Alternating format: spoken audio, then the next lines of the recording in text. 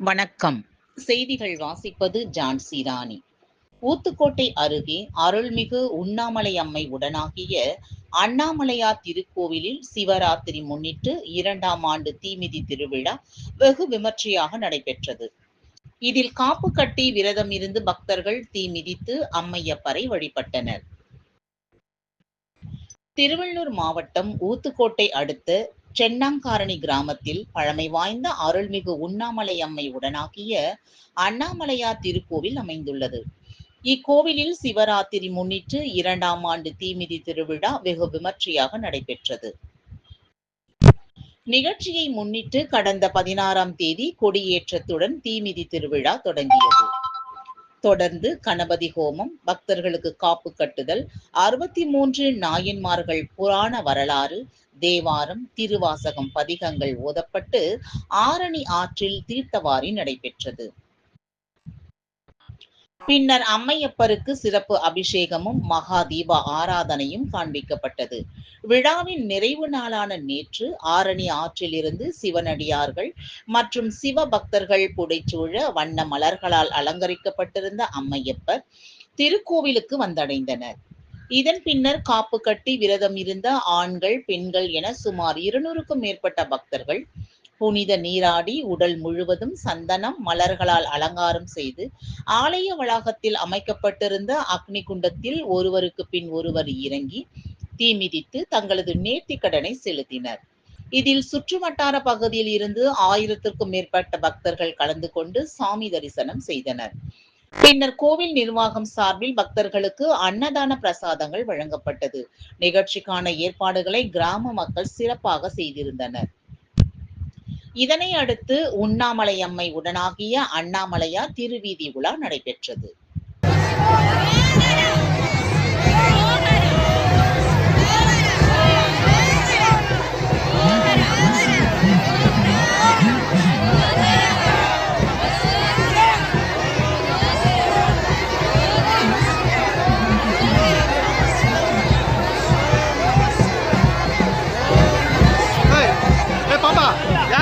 உட்காருமா பாப்பாவன் வந்து இருக்கிற குறுக்க ஓடிங்க.